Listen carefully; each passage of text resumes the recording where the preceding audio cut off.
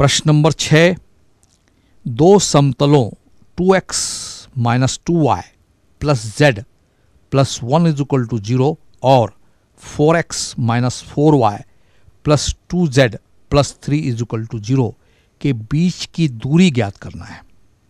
तो बच्चों, प्रश्न नंबर 6 में हमें दो समतल दिए हैं जिनके समीकरण है 2x minus 2y plus z plus 1 is equal to 0 और दूसरा समतल दिया है 4x ऋण 4y धन 2z धन 3 बराबर 0।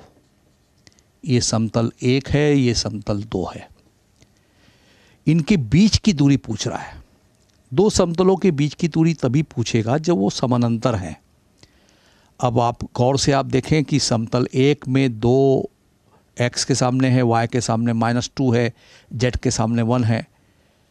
तो इसके जो drs है अभिलंब के, वह है 2 ऋण 2 1 और इसके drs जो है 4 ऋण 4 2 यानी दुगना है, इसका डबल है, 2 से गुणा किया जैसे दिख रहा है।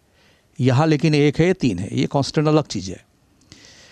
तो ऐसा जब रहेगा, यानी कहने का मतलब कि A1 अपॉन A2 अभिलंबों के drs दिक् अनुपात का अनुपात जो है B1 upon B2 is equal to C1 upon C2 का रेशो सेम रहेगा। 2/4 इज इक्वल टू -2 अपॉन -4। पहले समतल में 1 है, फिर 2 है z का गुणांक, तो ये रेशो सेम आ रहा है। ये minus minus plus 1/2 1/2 is equal to 1/2 1/2। इसका मतलब ये दोनों समतल समानांतर हैं।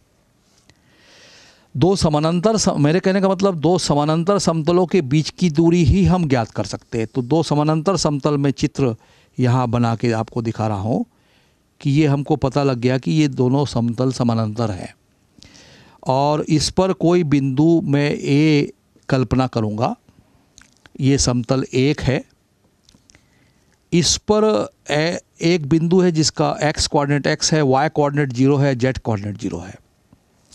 ऐसा हम कर सकते हैं क्योंकि ये समतल ऐसा है जो निश्चित रूप से तीनों अक्षों को काटता है और दो अक्ष को भी काटता है। तो जब वो एक्स एक्सिस को काट रहा होगा, तब वहाँ y कोऑर्डिनेट और z कोऑर्डिनेट 0 होगा। ऐसा किया जा सकता है, ऐसा सोचा जा सकता है। ये सबसे आसान तरीका है किसी समतल से किसी दूसरे समतल के बीच की दूरी ज्ञात करने का। इससे हम समतल 2 पर लंब डालेंगे। ये समतल 2 है,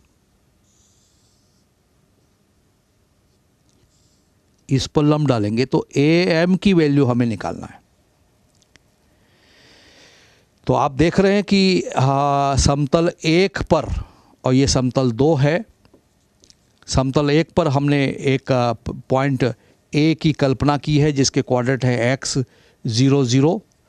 तो समतल समीकरण 1 से यदि हम ये कार्यवाही करें तो x के जगह x रख दें 2x माइनस 0 क्योंकि ये 0 है और प्लस z 0 है प्लस 1 इज इक्वल टू 0।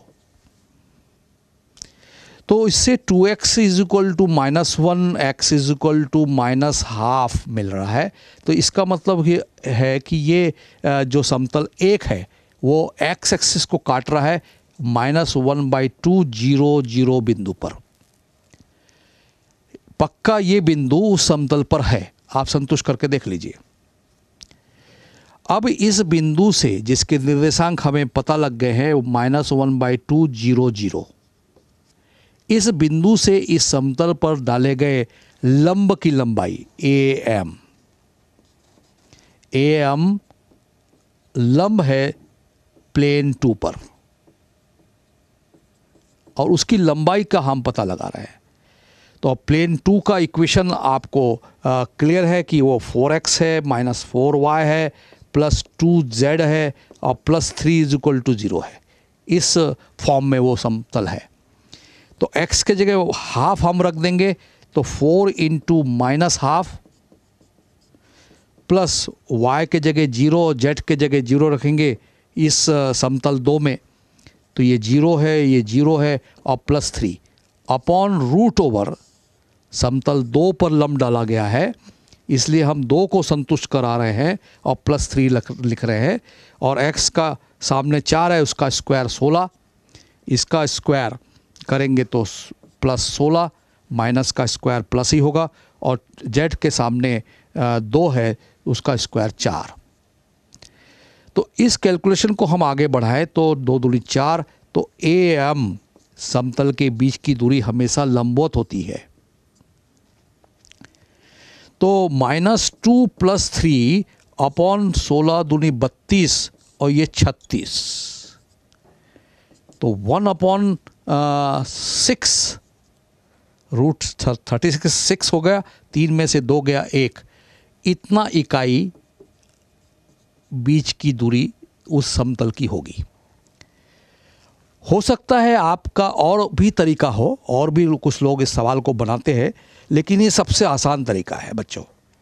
कुछ लोग क्या करते हैं कि पहले समतल पर मूल बिंदु पर डाले गए लंब की लंबाई निकालते हैं, दूसरे समतल पर मूल बिंदु से डाले गए लंब की लंबाई निकालते हैं और दोनों को घटा देते हैं, तो दोनों समतलों के बीच की दूरी निकल सकती है। वो भी तरीका सही है, लेकिन उसमें नेगेटिव पॉजिटिव होने पर थोड़ा सा गलतियां होने की संभावना है।